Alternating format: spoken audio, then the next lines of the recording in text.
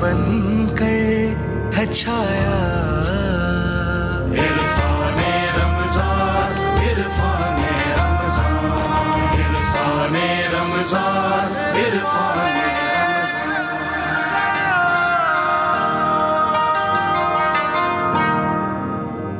इरफान रमज़ान में खुशामदीद ख़वातीन व हज़रात।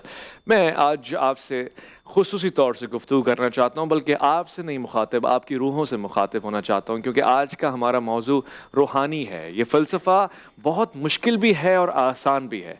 इतना ही मुश्किल है कि जिस तरह आँखों को नज़र नहीं आता, और इतना ही आसान है कि जिस तरह पूरा वजूद इसी के ऊपर मुनहसर है। यानी सारा इन्हिसार इस रूह का तो है। ये जिस्म तो एक लिबास है जिसको हमने यहीं से अपनाया और यहीं छोड़ जाना है, मगर ये कि आलम अरवाह से लेकर वापसी जन्नत का सफ़र इस रूह ने करना है। और फिर यही रूह है जो सारे मकामात का जायज़ा ले लेती है। इन्हीं रूहों ने तो वादे लिए हैं जिसको निभाने के लिए आप यहाँ तक आएँ। मैं आज के इस प्रोग्राम में बहुत ख़ास तौर से फ़लसफ़ा तसव्वुफ़ और इरफ़ान की बात करना चाहता हूँ। इस ट्रांसमिशन का नाम भी इरफ़ान रमज़ान है, और मार्फत ही के लिए आपको पैदा किया गया। और उसने तो वाज़ेह तौर से कह भी दिया कि उसने ये जिन और इंस खल्क़ फरमाए इसलिए कि उसकी इबादत करें, यानी कि उसकी मार्फत हासिल करें। ख़वातीन व हज़रात, मैं खुश आमदीद कहना चाहता हूँ आज की इस बज़म में तशरीफ़ फरमा है प्यारे, शफीक और गुफ्तगू में एक कुदरत रखने वाले जनाब मौलाना हाफिज़ अब्दुल क़ादिर। अस्सलाम वालेकुम। वालेकुम अस्सलाम। कैसे मिजाज? आप कैसे हैं? खैरियत से? अल्हम्दुलिल्लाह खैरियत। आज के हमारे दूसरे मेहमान भी इतने ही प्यारे हैं। इससे कबल भी अलिफ लाम मीम की नशिस्त में आपकी मौजूदगी रही है, जो हमारे लिए बाइस सआदत है, और गुफ्तगू में वही उम्दगी और लताफत रखते हैं मुफ्ती वसीम बंदगी। अस्सलाम वालेकुम वरहमतुल्लाह। वालेकुम अस्सलाम वरहमतुल्लाह वबरकातुहू। खैरियत से हैं आप? ठीक है, अल्लाह का शुक्र सब अल्लाह। हम चलते हैं बूझो तो जाने की जानिब, और इसके लिए आज पार्टिसिपेंट बहुत ही तैयार हैं, बेदार हैं और होशियार हैं। हम चलते हैं इनकी तरफ और उनसे पूछते हैं कि तैयारी कैसी है। अस्सलाम वालेकुम। वालेकुम अस्सलाम वरहमतुल्लाह। तारुफ करवाइए, अपना नाम बताइए, कहाँ से आए? जी। हाफिज़ मुस्लिम बंगश, सिंध यूनिवर्सिटी जामशोरो हैदराबाद। मास कमर अंसारी, सिंध यूनिवर्सिटी जामशोरो हैदराबाद। सही है, जामशोरो से ये आए हैं। और फिर जामशोरो के लिए तो हम वो शेर सुनते रहते हैं ना, जियो झोरे न बन जामशोरे न बन।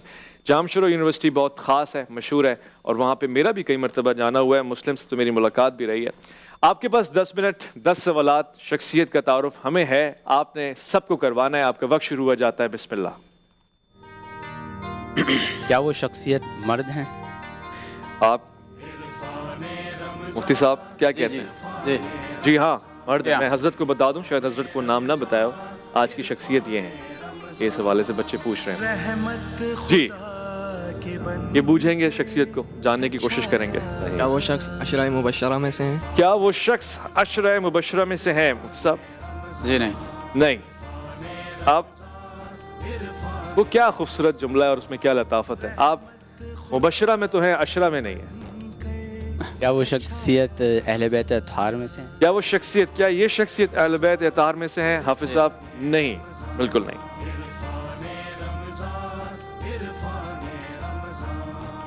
मौलाना साहब, जिस तरह वक्त इनका कम है और गुजर रहा है, रमज़ान भी गुजर गया, और कितना कम हमने इसमें से फ़ायदा पता ही नहीं चला। पता ही नहीं चला।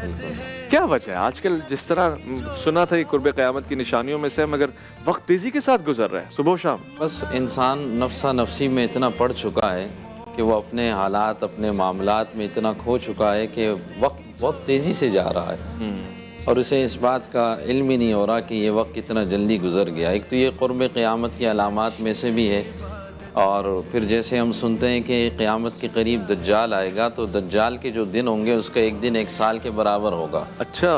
तो वो अल्लाह इन दिनों को बड़ा भी करेगा, और क़यामत का जो दिन है वो 50,000 साल के बराबर होगा। तो वही अल्लाह इन दिनों को, जैसे आज हम अपने बड़ों से पूछें जिनकी उम्र 90 साल है, तो वो भी कहते हैं कि पता ही नहीं चला ज़िंदगी इतनी जल्दी ज़िंदगी गुजर गई।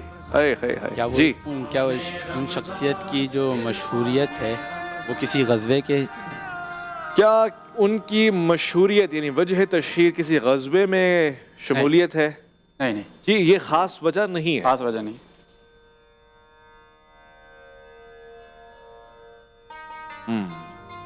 कसूटी चल रही है। जी बिल्कुल, और ये इनकी ज़हनी आजमाइश है, इनके मुताले का इम्तिहान है। वल्लज़ी खलक़ल मौत वल हयात लियब्लुवकुम अय्युकुम अहसनु अमला। आपके पास वक्त कम है और आप दायरे बनाते जाएं, करीब आते जाएं। असहाब में से कौन यहाँ یہ سب کچھ آپ کریں. ہند میں آپ کو دوں گا 5ویں سوال پہ. ایک ایسا سفر رہا ہے بوجھ ہو تو جانے کا خواتین و حضرات کہ جس کو آپ یاد کریں گے اور ہم یاد کر رہے ہیں. یعنی یہ نوجوانوں کو اصل میں ان شخصیات کے قریب لانے کا ایک ایسا خاص ٹرانسفارمیشن کا سلسلہ تھا جو ہم نے ترتیب دیا اور ہمیں اس میں بڑا فخر حاصل ہے, ہمیں خوشی ہوتی ہے. ہمارے پاس بہت ہی پیارے نعت خواں عمران الخیری نقشبندی بھی تشریف فرمائے. آپ کو بھی سلام کہوں گا. السلام علیکم, خیریت سے ہیں آپ؟ ٹھیک ہے جی. کیا وہ شخصیت مہاجرین میں سے ہیں؟ کیا وہ شخصیت مہاجرین میں سے ہے مفتی صاحب؟ جی جی وہ مہاجرین میں سے ہیں, مکی ہیں, مہاجرین میں سے ہیں. کیا لگتا ہے سب بچے پہنچ پائیں گے کم وقت میں؟ ٹائم کتنا ہے ان کا؟ ان کے پاس 10 منٹ ہیں اور اب اس میں سے کوئی 6-7 منٹ رہ گئے ہیں. سوال بھی 6-7 منٹ رہ گئے ہیں اور اللہ سوال. پہنچ جائیں گے انشاءاللہ. کوشش مکمل جاری رہے. اچھا 5 سوالات باقی ہیں ان کے ابھی. کوئی وظیفہ دے دیں ان کو. یہ کیا ہوتا ہے مفتی صاحب؟ وہ کہتے ہیں کسی کو کوئی چلا کاٹ دیا یا کوئی بندش کر دی, بندش نام کی کوئی چیز ہوتی ہے؟ ہاں بندش تو ہوتی ہے. بندش اصل میں دوسرے معنوں میں جادو کو ہی کہا جاتا ہے, اچھا کیونکہ جادو برحق ہے اچھا. اور احادیث سے ثابت شدہ ہے, قرآن میں اس کا ذکر ہے, ہاں تو اس لیے اس کو دوسرا نام بندش کا دے دیا جاتا ہے کہ بھئی بندش کر دی ہے, رکاوٹ کر دی ہے, جادو کر دیا ہے. اللہ. ایسا ہوتا ہے. چلو ہمیں بندش نہیں چاہیے, ہمیں بندگی چاہیے. بندگی چاہیے. واہ واہ جی. کیا وہ شخصیت جن کی جو شخصیت ہیں ان کی وجہ مشہوریت اذان کی وجہ سے ہے؟ خوبصورت آپ نے سوال رکھا. کیا اذان ہے؟ نہیں, ان کی وجہ تو شیر مقبولیت اور ان کا خاصا اذان نہیں ہے. چونکہ 6 سوال آپ نے پوچھے تو میں مفتی صاحب سے گزارش کروں گا ایک دور کا ہنٹ دیتے ہیں جو زیادہ قریب کا بھی نہ ہو اور دور کا ہو.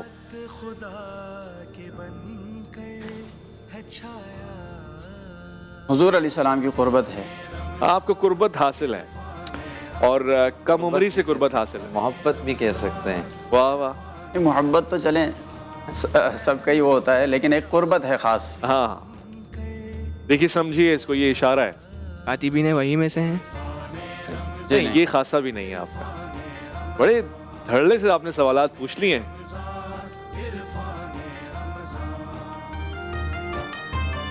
چار منٹ سے بھی کم ٹائم رہ گیا ہے خواتین و حضرات آپ کے سامنے. 4 نام ہیں, 4 سوالات ان کے باقی ہیں. ان 4 ناموں میں سے ایک نام کا انتخاب آپ کرتے ہیں تو ہم جانیں گے کہ آپ کی عقل اور آپ کا مطالعہ کتنا قوی ہے.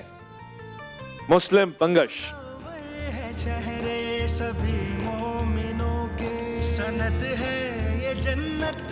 جی تھوڑی سی ہنٹ ہے, یہ دیکھیں یہ تھوڑی سی ہنٹ ہے. جو دی تھی اس سے زیادہ. ابھی جو تھی اس سے زیادہ تھے.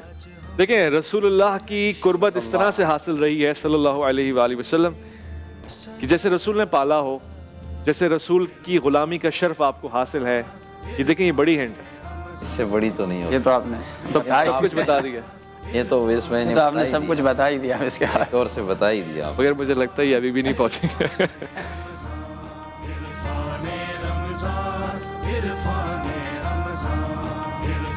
کچھ آیا ہے ذہن میں آپ لوگوں کے؟ کم وقت رہ گیا ہے.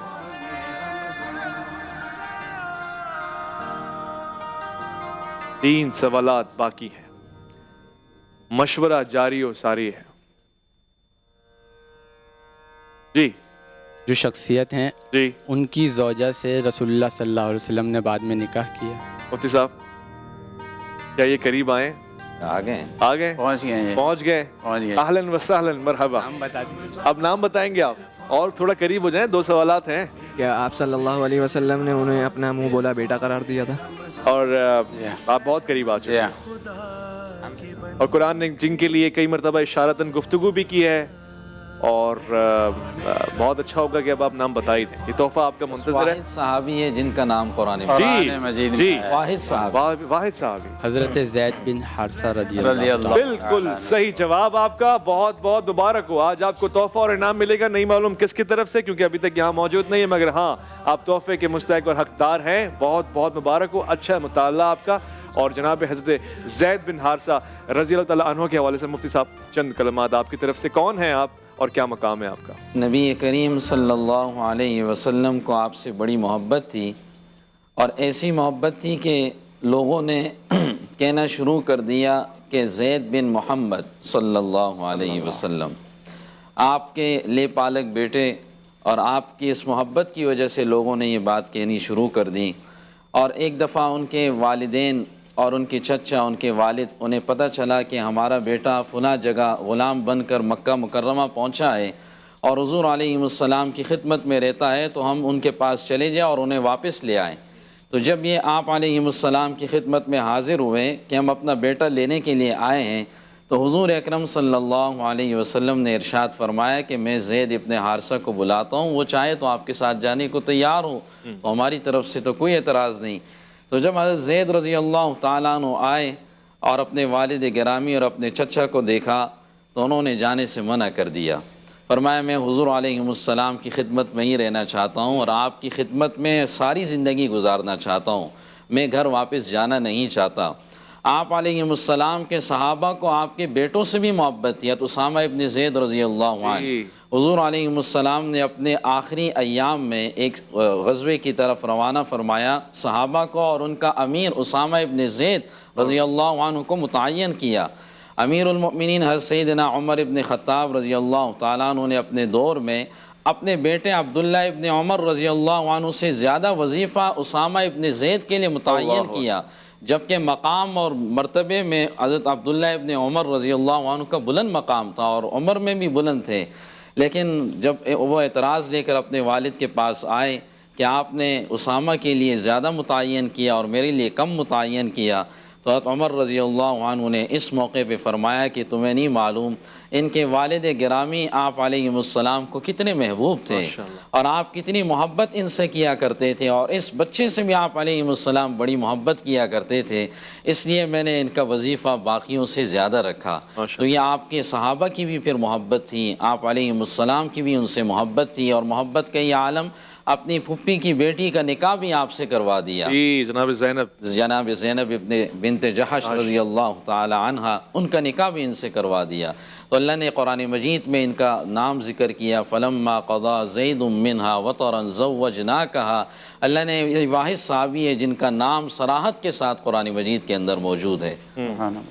خوبصورت، یہ تو تعارف رہا آپ کا، اور واقعاً ایک بڑی شخصیت جن کا عرفان ہم نے حاصل کیا۔